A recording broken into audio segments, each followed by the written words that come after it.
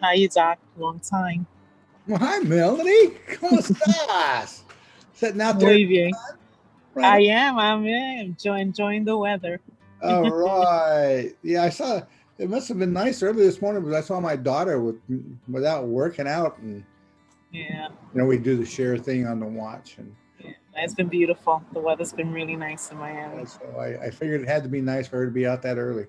Well, I'm expecting a lot more today, but you never know. It's always weird.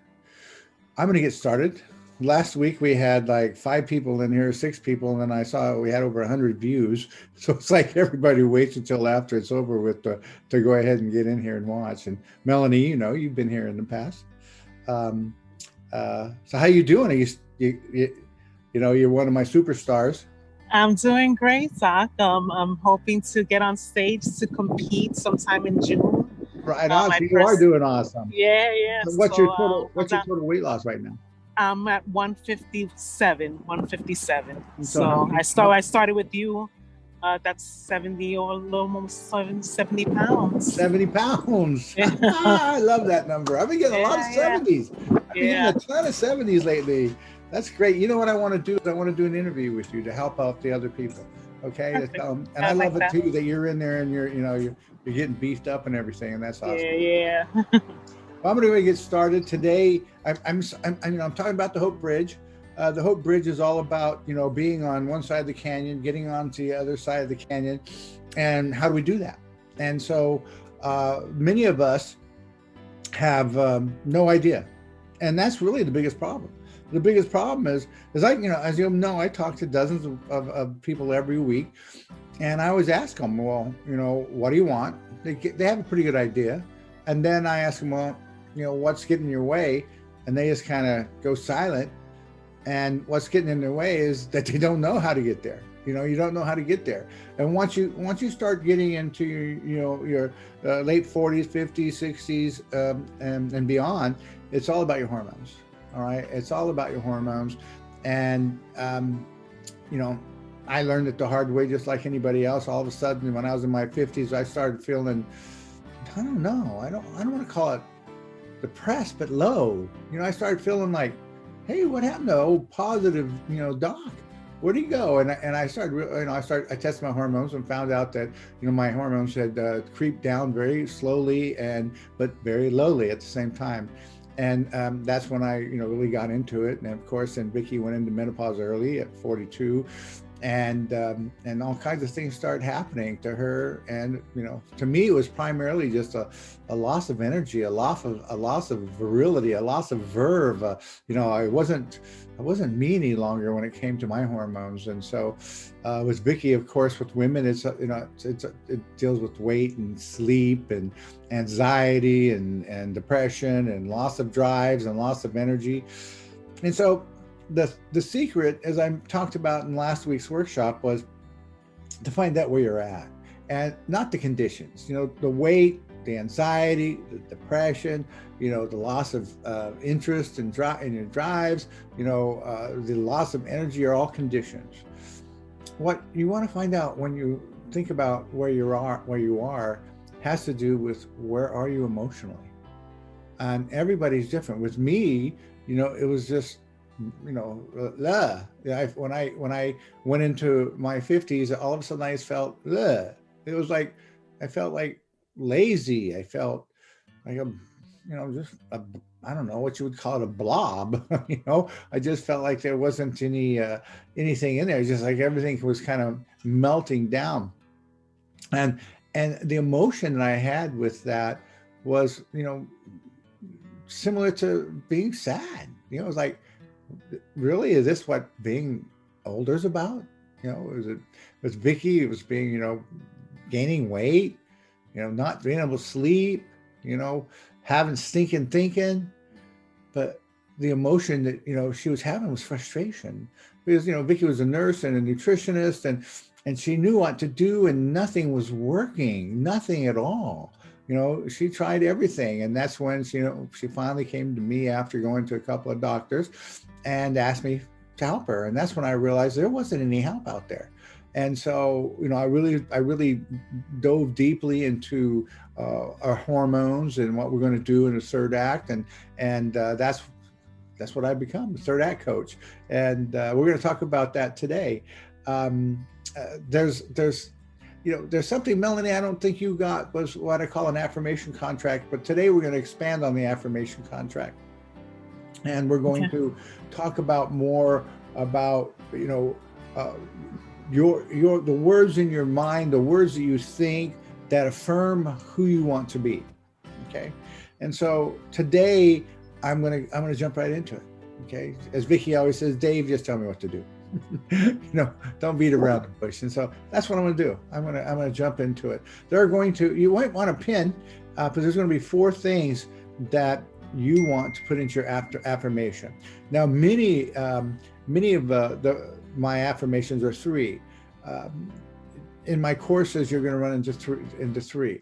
I have expanded on that, and I'm talking about that for the first time. So all my clients watch this video later on. And the reason why I know is because all of a sudden they'll text me saying, well, what? You changed it.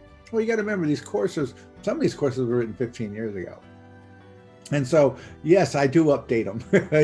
I do make them new. And so today they're going to go, wait a minute, I spent hours and hours on my affirmation contract, and now you're changing it up on me. I'm not really changing it. I'm making it better. Okay. And so to get on the other side of the canyon, to cross on the Hope Bridge, okay, and to be where you are today. In my case, I was a blob. I just felt, yucky. There's no, sadness. That's the feeling I had. Well, I need to know what I want to be on the other side. If you don't know what you want to be on the other side, you're in trouble. Okay.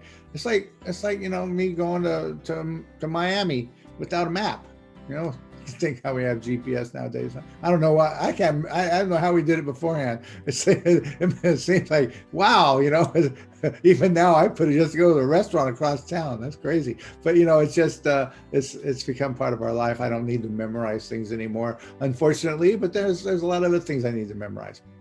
So on the other side of the canyon, okay, we have to discover who we really want to be. And we're going to do a contract of 4 affirmations. Now, last week, I talked about my affirmation contract. My affirmation contract is I am an authentic, present, courageous man. Okay. That's my affirmation contract. I say it all day long. I talk about being authentic because I had made Doc Mack into something that was fictional. In essence, it was an image up over here. And this year, I'm dedicating myself just to being who I am. I'm old enough. I'm old enough to be who I am. I know we all say, I'm just going to be who I am. But, we all have these valences that we've developed that are personality types. I see it everywhere. I see it in my children. I can see them, when they're with me, they're a certain way. But when they're with grandma, they're another certain way. And when they're with people they don't know, there's a whole new personality there. These are all little personalities we go into. That's not authentic. Okay. And that's what I mean by authentic. Being present, I've told this story a ton of times about being present. The story has to do with an old journalist that was very powerful within the political party in the UK. And there were two primary candidates that were running for prime minister. Now, who she decided to endorse carried a lot of weight. So everybody always wanted to get her on their side. And so she went out to lunch with one of the candidates. And when she got back from the lunch, all her friends were sitting around saying, okay, what do you think? And she said that he was the most interesting man I'd ever met. And so I said, yeah, you're going to vote for him? And she said, yeah, most likely. And then they're all saying, well, make sure you talk to the other candidates. Just don't make your mind up now. And then so she went to talk to the other candidate. She comes back to her friends and she asked them, they asked her, I should say, well, what did you think? And she said, he made me feel like I was the most interesting person in the world. And she backed that guy. And that's what I mean by present. When I'm present, I want to be the person that's curious about you, not talking about me. And so that's why my second affirmation is present, because I can't find a word besides present. Curious, maybe, inquisitive. Those go with it. But present is what I mean by that. I want to be in the now. I want to get to know. I want to get you to know Kimberly better. I want to get to know Melanie better. I want to be curious about your life. I don't need to sit here and make me look like the most interesting person in the room. And so that's what I mean by present. For courageous, it has a lot to do that I play small. As a healthcare practitioner, I always, I lived behind the desk. I did these consultations. I wrote protocols up and things like that. And I never learned how to be more than that. And so courageous, I want to play large. I don't just want to help the person that's in front of me. I want to help the masses, particularly people in their third act. I want them to learn how to transform themselves, like Melanie, who's lost 70 pounds and she's going to get on stage, and be incredible. That's what it's all about. Okay. Now that I just talked about me, and now I want you to start thinking about this, but we're gonna expand on it. Okay, we're going to expand into 4 different affirmations, and I call them dynamics. People call them domains. We're going to take 4. There's you can list them all day if you wanted to, but most people talk about 10 dynamics or 10 domains. These are like different directions you go in your life. And so the first domain we're going to talk about, the first dynamic, the first intention that we want to talk about, that we actually want to have an intention on, has to do with ourself. Okay, it has to do with ourself and our physical self, our mental self. Okay, we want to come up with a word that we can say to ourselves. I am a slender. I am a man with 32-inch waist. I am a lean, I am a fit body that can go on stage. You don't want one word though. I want to be fit. I want to be, and then you have the picture in your mind. What do you mean by fit? I want to be lean. I want to be slender. What's the word that's going to represent who you want to be this next year when it comes to your physical self? And you might want to write down a dozen, then cut it down to 6, then cut it down to 3, and then cut it down to 1. That's going to be your affirmation. Okay, that's going to be who you want to be when it comes to your physical self, and it could be your mental self. And so work on that. The second thing is you want to work on your relationships. Now, the reason why I've changed the affirmation contract to all those clients that are going to be texting me later on tonight is because I'm seeing more than ever that a rising tide raises all ships. And I'm seeing that it's easier to achieve your physical goals if you're working on other goals at the same time, and you're giving them equal opportunity. It makes it much easier to hit a health goal when you're dealing with the other domains. And so we're going to be talking about these other domains. The second domain, the second dynamic, whichever thing you want to call it, has to do with your relationships. Okay, has to do with the people that you love. All right, and so you want to come up with a second word that represents who you want to be when it comes to the people you love. Usually you want to use an adjective, not a noun. Actually, most of the time you do. All the time, I mean, you should. But you could be, a loving person, kind, joyful. You want to write down a dozen words of who you want to be when it comes to your loved ones. And when I mean loved ones, it could be your spouse, it could be your children, it could be your parents, the people in your inner circle. Okay. It could be your best friend. And how do you want to treat? So, for example, how I would write my dozen words is I would work off of, the one person that is the most important to me in my life, and that is my wife. And so what's the 12 words that I would come up with on how I want to be, who I want to be when it comes to her?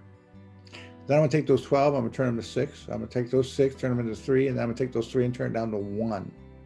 What's the one thing, what's the one word that represents who I want to be when it comes to my wife?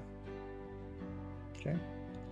And so now you have 2 words in your affirmation contract. You have 1, I'm going to be slender. Okay. Some people will put a number in there, which is okay, but I just want a word. This isn't about goals as much as it is about who you want to be. Your goals aren't who you are. Okay. These are words that define who you want to be, who you are on the other side of the canyon this year. These are the words we're looking for. They're adjectives. Okay. So like in my case, I want to be authentic, right? I want to be present. I want to be courageous. Well, this is what you're doing. You're looking for words like that. Okay. But we're going to put it into the 4 domains. The first one being, most people that I deal with, okay, are going to have, they want to be slender. They want to be slim. They want to be lean. That's what they want. They want that. They want to be muscular. So that's what you come up with 12 words, take that down to 1. Okay. Now when it comes to your life, to your love, take 12 words, come down to 1. Okay. Whatever it might be. And think of a person. In my case, it could be everybody, but I find it's easier when I think of one person. But it radiates. That one person is just not for my wife. It's for everyone I love. Okay, my inner circle. Of course, we love everybody, but you know what I mean. Those people that mean the most to you in your life. Those people that will be around you, on your deathbed. Those are what I'm talking about when I'm talking about this love part. And who do you want to be? I like be, it's capital B, capital E. It's very, very important that we realize that it's all about being, not having. Now let's go into the 3rd word. The 3rd word, we're going to go in the 3rd domain. I like calling them dynamics. I don't know where I picked that up at. I think I picked it up back when I was a motivational speaker. They used dynamic back in those days, and that was back in the 80s. The 3rd one is, who do you want to be when it comes to your purpose? Okay. My purpose. What is my purpose? My purpose in life is to teach and transform. I want to transform people. I want to transform me. Every day, I work at transforming me. And this is what this is all about. I'll get to that. I work every day to transform me, to make me 1% better every single day. And that's what these 4 words are going to do. They're going to make you 1% better. Okay. So when it comes to my purpose, I want to be here in front of you as I am now, but I want to leave an impact. So I want to be impactful. I want to be inspirational. I want to be transformative. See what I'm saying? So you have to pick one word. That's it with your purpose. Okay. Everybody has different purposes. My wife her purpose in life is to be a mother. See, it doesn't stop. It's 24/7. Okay. I like having an empty nest because then I get most of it. But what word represents who you want to be when it comes to your purpose this year? Okay. And so now we're up to 3 words. First word is, who do you want your physical self to be? Second word is, who do you want your loving self to be? Third word is what represents your purpose. And this is one thing that I see missing a lot with people in their third act, is they lose their purpose. They retire, and what's the old saying? You retire. Many of them pass right after their retirement because they lose their purpose. Don't ever lose your purpose. Okay, we all have a purpose. Apparently, my God-given purpose was health optimization because that's all I've done. 41 years now. God better say, well done to me. He better not be telling me, oh, Dave, you were supposed to do this. I'm going to, this better be my God-given purpose because I've never done anything else. I went to school for 8 years, college for 8 years. And then since then, I have been health optimizing, and I've been doing that, all my life. And that's all I've ever done. So that better be my purpose. I sure hope I didn't miss the boat. I know it is. But that's all I care about. Every day I work at self-improvement, be it through my physical, through my relationships, be it through my career. I work every day at making it a little bit better. And I got a long way to go. And I turned 65 this year. So I got 30 more years to work on it. Then I'll retire. Okay? Then I'll retire. 95 sounds like a good retirement age. And I know I'll be around. Many of you don't know this, but my mother, she's turning 90 this year. She has everything that she can't have in this pandemic. Okay? I'm not going to, it's her personal, diseases, but she's disabled and she has them all. If you went on the things that say, okay, you're at the highest risk for COVID, you would check every one of them with her. She got COVID and she beat it. And she went shopping yesterday. She got it on Christmas Day. And she beat it. I thought, and then people asked me, well, you must have just been torn up, Dave, over your, because, logically, there's no way she should have been able to beat it. And I've been thinking about that for days now. And I don't know, I can't say I got on my knees and prayed every day. I can't say that. And the reason why I didn't, I knew she would be okay. So it's something I've been thinking a lot about was, how did I know that she would be okay? There was no way she should have been okay. All right? There's no way. She had everything they said you can't have to be able to beat this disease, and she beat it. Then yesterday, she went out shopping. And hats off to my sister. She got it too the same day, and she took care of her 24/7, well, all night. I take care of her usually during the day in town. She's good, so I just take her lunch every day. So anyway, I wanted to bring that up, that I really feel that had a lot to do with how she thought and I thought and everybody else thought, was that we just thought she's going to be okay. And she was okay. She made it to it. So anyway, I'm still thinking about it. I haven't come up with a total conclusion here, but from day one that I heard she had it, if there's someone's going to beat it, it's going to be her. Okay. Let's go down to the fourth word. Okay. This one, as I remember that it's all about, rising tide raises all ships. And your fourth affirmative word is going to be around how you serve outside your circle. Okay. So we got, if you're looking at this, there's like concentric rings. The first one's you. Okay. What's the word that's going to represent who you are going to be? And then you go out a little bit. Okay.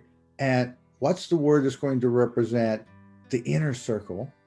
And then you go out a little bit. What's the word that's going to represent my purpose in life? Because in reality, your purpose in life has to do with how you affect other people. And then the fourth concentric ring is going to be, who are you going to be when it comes to the circle outside that?